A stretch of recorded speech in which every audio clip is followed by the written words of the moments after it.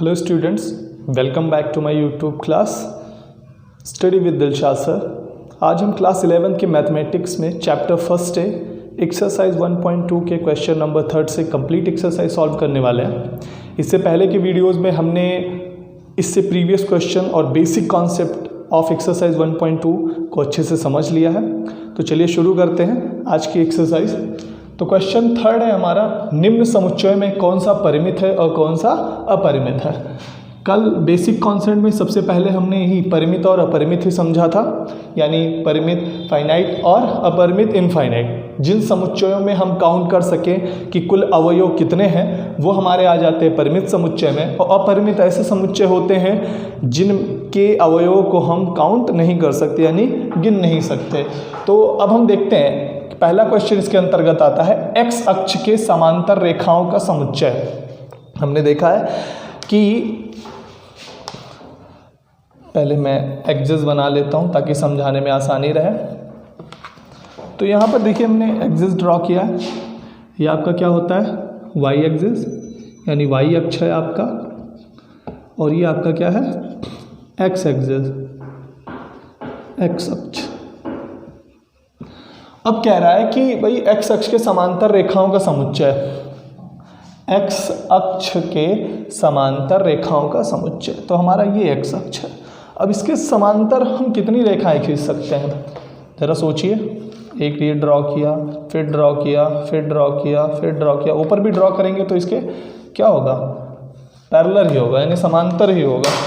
तो हम देख सकते हैं यहाँ पर कि the number of lines can be infinite, अनंत हो सकती हैं, यानी हम जितनी चाहें उतनी समांतर रेखाएं एक्स अक्ष के समांतर खींच सकते हैं। तो यहाँ पर लिख सकते हैं, लिखेंगे चूंकि एक्स अक्ष के समांतर, मैं यहाँ कॉमा कॉमा कर देता हूँ कि ऊपर वाला लिखा हो, समांतर रेखाओं की संख्या अनंत हो सकती है। क्या हो सकती है, अनंत हो सकती है। अब अनंत है तो इसका मतलब क्या है, अतः यह एक अपरिमित समुच्चय है। अपरिमित समुच्चय है। कैसा समुच्चय होगा ये, अपरिमित समुच्चय होगा। फिर अगला क्वेश्चन है अंग्रेजी वर्णमाला के अक्षरों का समुच्चय। अब अंग्रेजी वर्णमाला हम जानते हैं भाई कितने अल्फ़ाबेट होते हैं, ए बी सी ऐसे करते, जेड तक कितने, 26। तो यहाँ हमें पता है कि अंग्रेजी वर्णमाला में अक्षरों की संख्या कितनी है, 26 है। तो डेफिनिट है, तो इसका मतलब क्या होगा, ये कैसा समुच्चय होगा, परिमित होगा। तो लिखेंगे चूंकि अंग्रेजी वर्णमाला के अक्षरों की संख्या कितनी है, 26 है, अतः यह एक क्या होगा, परिमित समुच्चय होगा, परिमित समुच्चय होगा। चलिए अगला क्वेश्चन देखते हैं, उन संख्याओं का समुच्चय जो 5 के गुणज हैं।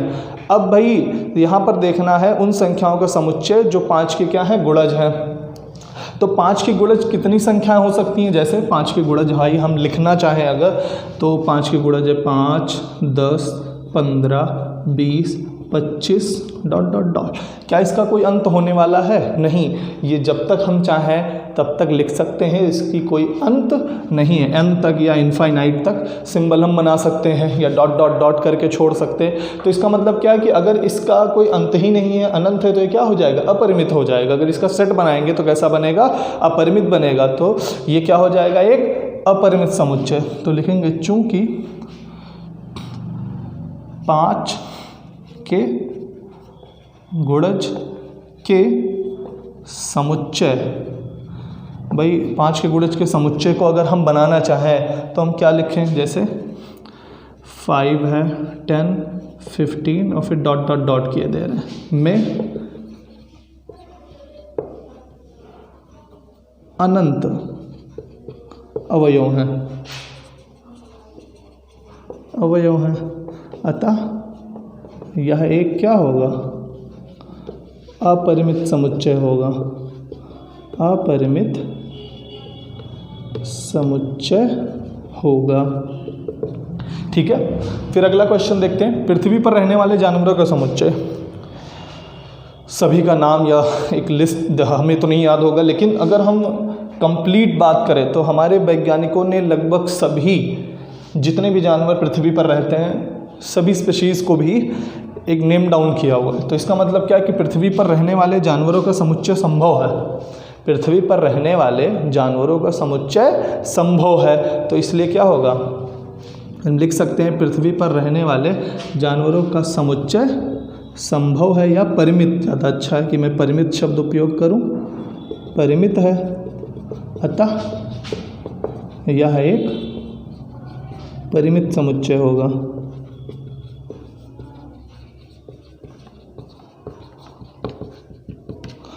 ठीक है, फिर अगला देखते हैं। मूल बिंदु 0,0 यानी ओरिजिन से होकर जाने वाले वृत्तों का समुच्चय, जैसे ये हमने देखा था, इसमें जो मैंने मेन लाइन खींची थी, मैं इसको दोबारा बनाता हूँ। मेन लाइन कहाँ जा रही है, ये और ये, तो ये आपका क्या है, मूल बिंदु है।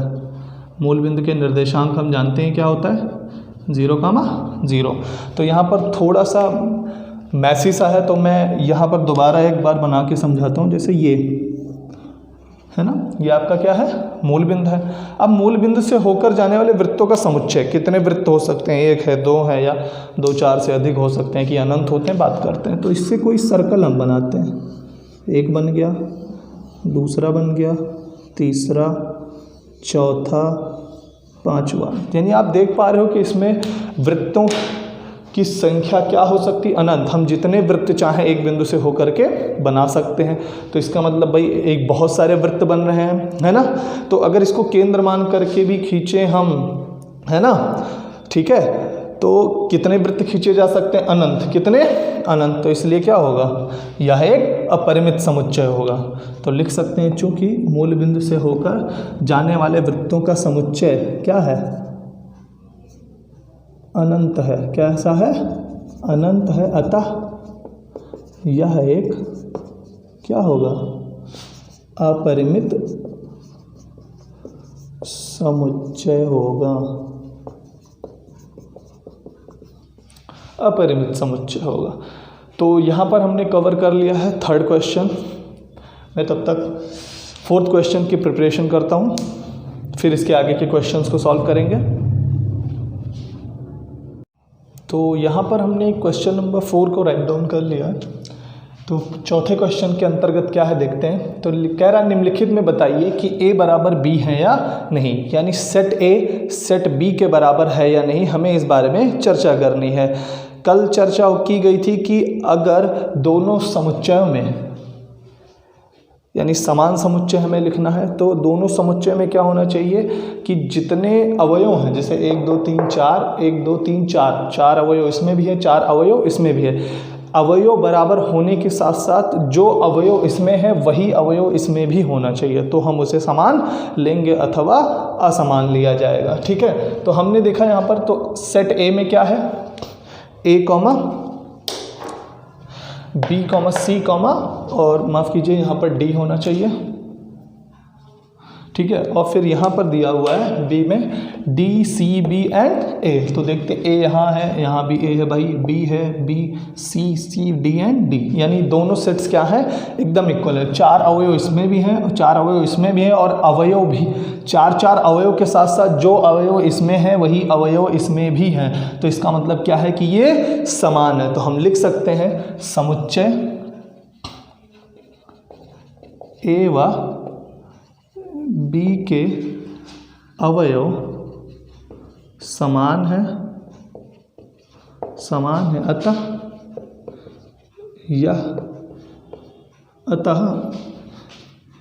A बराबर B होगा। ये लिख देते हैं, समान असमान ना लिख करके यहाँ पर। ठीक है, फिर यहाँ पर देखेंगे सेट ए में क्या दिया हुआ है, 4, 8, 12 एंड 16। यहाँ भी है 4, 8, 16 तो है भाई, लेकिन यहाँ 12 आ गया, यहाँ पर 18 आ गया। अब यहाँ पर तो कॉमन नहीं मिल रहा है पूरा, है ना। तो यहाँ पर हम क्या लिख सकते हैं, समुच्चय ए व बी के अवयव समान नहीं है, अतः A is not equal to B, A जो है वो बी के बराबर नहीं होगा। अब तीसरे की बात करें, ठीक है, तो तीसरे में देखेंगे एक रोस्टर रूप में दिया है तो एक सेट बिल्डर फॉर्म में दिया है। तो ए इक्वल टू दिया हुआ है 2 4 6 8 10, है ना। यहाँ क्या दिया हुआ है कि B equal to X is such that X समधन पूर्णांक है ना। एक्स क्या है, समधन पूर्णांक के रूप में है, और कैसा है कि एक्स इज लेस देन और इक्वल टू 10, यानी समधन पूर्णांक तो है। समधन पूर्णांक क्या होते हैं, जैसे भाई कि 2 है, 4 है, 6 8 10 12 ऐसे दिए होते हैं।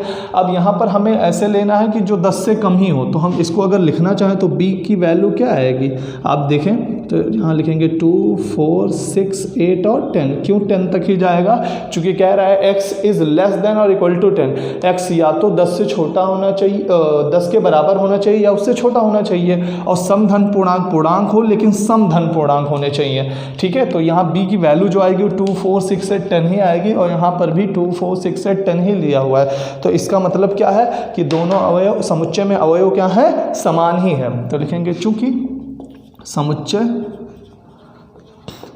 ए व बी के अवयव समान है, अतः ए इज इक्वल टू क्या हो जाएगा, बी। ए की वैल्यू किसके बराबर होगी, बी के बराबर होगी।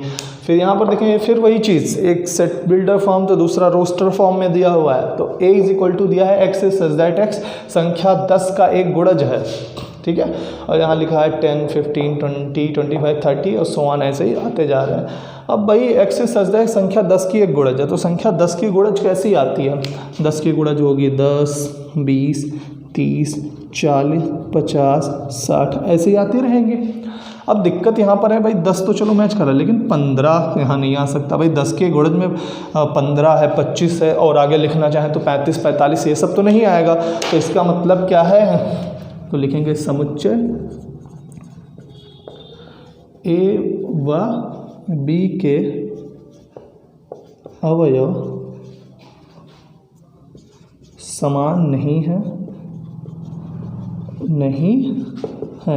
अतः A is not equal to B. देखो रीज़न कई लिख सकते हैं, ऐसा भी आप लिख सकते हैं कि संख्या x is such that x में संख्या 10 के गुणज में 15 25 नहीं आ सकते, अतः ए बराबर बी नहीं होगा, ये रीज़न भी सही रहता। तो यहाँ पर हमने देखा कि क्वेश्चन नंबर 4 भी कंप्लीट हो गया। फिर हम क्वेश्चन नंबर 5 की तरफ आगे बढ़ते हैं, उसको लिख करके फिर सॉल्व करने की कोशिश करते हैं। Now we are ready with 5th question. और 5th क्वेश्चन है क्या, कह रहा है क्या निम्नलिखित समुच्चय युग्म समान है, कारण सहित उत्तर दीजिए, यानी कारण सहित बताना है हमें। तो पहला ए सेट दिया है 2,3 और बी कह रहा है x is such that x समीकरण, इसका एक हल है। तो अब यहाँ तो चलो ठीक है अवयव दिया है, लेकिन यहाँ तो समीकरण का हल हमें निकालना पड़ेगा। तो समीकरणों को हल करना हमने सीखा है, इसको अगर हम सॉल्व करना चाहें तो क्या लिख सकते हैं, x square plus 5x plus 6 equal to 0। अब यहाँ पर देखेंगे तो हमें गुणनखंड या मध्यपद को 2 भागों में बांट करके हल करना सीखा है। तो यहाँ पर देखेंगे 6 एकम 6 ऐसी संख्या होनी चाहिए कि जोड़ने पर 5 है, गुणा करने पर 6 आ जाए। तो एक्स स्क्वायर प्लस 2x को कितना आएगा, plus 3x plus 6 equal to 0। आगे पीछे भी कर सकते हैं, 2x 3x को x कॉमन लेंगे तो आएगा x प्लस 2, और यहाँ 3 कॉमन लेंगे तो आएगा x प्लस 2 इक्वल टू 0। तो एक में x प्लस 2 और एक में x plus 3 is equal to 0। तो x प्लस 2 ये केस फर्स्ट है में अगर हम देखें x प्लस 2 इक्वल टू 0 ले तो x इक्वल टू कितना आएगा, -2। और केस सेकंड की बात करें तो x plus 3 is equal to 0 है, तो x इक्वल टू कितना आएगा, -3। तो x के 2 जो सोल्यूशन होंगे वो क्या आ जाएंगे, तो हम सीधे सीधे तौर पे लिख सकते हैं a जो है वो कितना आया 2,3 है ना यहाँ पे, और जो कि हमने जो था वही लिख लिया। लेकिन b की जो वैल्यू आई वो हम क्या लिख सकते हैं, x is such that x समीकरण का एक हल है। तो हल क्या है भाई, -2, -3। अब हम देखते हैं, हमें बताना कि क्या युग्म समान है या नहीं। तो यहाँ a की वैल्यू 2,3 है, यहाँ b की वैल्यू -2, -3 आ रही है। तो यहाँ पर क्या है, अवयव समान नहीं है, तो इसलिए समुच्चय युग्म भी समान नहीं होंगे। तो हम लिख सकते हैं कि समुच्चय a और b, लिखेंगे समुच्चय a व b के अवयव असमान है, असमान है, अतः a is not equal to b, यानी a और ये b की वैल्यू जो है वो बराबर नहीं है। फिर अगला क्वेश्चन हम देखते हैं, a दिया हुआ है x is such that x शब्द फॉलो का एक अक्षर है और b जो है y सच दैट y शब्द उल्फ का एक अक्षर है ना। तो यहाँ पर देखते हैं a की वैल्यू क्या आएगी। x इज सच दैट इसका एक अक्षर है, तो हमने प्रीवियस वीडियोस में देखा है कि जो अल्फ़ाबेट्स होते हैं उनको हम रिपीट नहीं करते, यानी अवयव एक से ज़्यादा बार लिखे हुए हैं तो उन्हें हम रिपीट पुनरावृत्त नहीं करते हैं। तो यहाँ पर क्या होगा, ए की वैल्यू में देखेंगे तो F, O और L, अब एक बार L और है और एक बार और, इसको छोड़ देंगे हम, है ना। और B को देखेंगे, B का सेट क्या प्रिपेयर होगा, W O L and F। यहाँ पर तो जो था वही है, अब मैच कराते हैं। देखो F यहाँ है, F यहाँ भी है, O L L W W, यानी दोनों सेट्स क्या है, एक जैसे दिए हुए हैं। अगर दोनों सेट्स एक जैसे दिए हुए हैं तो जाहिर सी बात हम लिख सकते हैं कि युग्म क्या है, समान है। तो लिख सकते हैं, यहाँ पर लिखेंगे चूंकि समुच्चय A व B के अवयव समान है, अतः ये A है, ये B है, अतः तो हम लिख सकते हैं A इक्वल टू B होगा। That's it. फिर देखते हैं अगला 6वां क्वेश्चन भी यहाँ पर लिखा हुआ है। नीचे दिए गए समुच्चय में से समान समुच्चयों का चयन कीजिए। से समुच्चय दिया है A B C D करके, थोड़ी जगह कम थी तो G के बाद H मैंने यहाँ लिखा हुआ है, ठीक है। तो अब क्या कह रहा है कि हमें बताना है कि कौन से समुच्चय इसमें समान है और कौन से समान नहीं है। तो यहाँ पर सीधी सी बात है, समान समुच्चय का चयन करना है, असमान को हम वैसे ही इग्नोर करते चलेंगे, ठीक है। तो चलिए देखते हैं किस किस के अवयव मिल रहे हैं। 2 4 8 12, क्या कहीं 2 4 8 12 है? 4 8 नहीं है भाई, 2 8 4 12 नहीं है, तो इससे मतलब ही हमारा ख़त्म हो गया। फिर हमने B, यानी ये मैच नहीं कर रहा है कहीं। B की वैल्यू देखिए 1 2 3 4, फिर देखते हैं कहीं 1 2 3 4, ये देखिए मिल गया। B और D के अवयव क्या है, समान है। क्या कहीं और मिल रहा है, नहीं मिल रहा है, तो हम इसको लिख सकते हैं। तो क्या लिख सकते हैं, यहाँ समुच्चय दिख रहा है, मैं चेक कर लूँ, हाँ दिख रहा है। यहाँ समुच्चय B व D के अवयव समान है, अतः क्या होगा, B इक्वल टू D होगा, ठीक है। B इक्वल टू D हो जाएगा। और देखते हैं फिर B तक हो गया। C 4 8 12 14 कहीं है, नहीं मिल रहा है ना, तो C तक हो गया। D इसके बराबर हो ही चुका था, तो E देखते हैं आप यहाँ पर। तो E क्या है, -1 1, क्या कहीं और है 1 -1, देखिए मिल रहा है। यहाँ क्रम उल्टा पुल्टा, उससे कोई मतलब नहीं है, ठीक है। तो E और G भी समान है और ये 0, A है, 0, 1 है, तो इसका मतलब दो ही केवल समान मिले हमें। एक तो B D के बराबर हो गया और दूसरा E बराबर हो गया G के, तथा समुच्चय कौन सा, समुच्चय E व G के अवयव समान है, अतः E इक्वल टू G होगा। तो यहाँ पर हमने कंप्लीट कर ली है एक्सरसाइज 1.2। अब इसके नेक्स्ट वीडियोस में हम कुछ बेसिक कॉन्सेप्ट के बारे में प्लस एक्सरसाइज 1.3 के बारे में चर्चा करेंगे, ठीक है। तब तक आप लोग बेसिक एग्जाम्पल्स को देख करके सॉल्व करते रहिए और नेक्स्ट वीडियोस के लिए चैनल के साथ जुड़े रहिए। और अगले वीडियोस में बाकी सारी चीज़ों के बारे में चर्चा की जाएगी। Take care.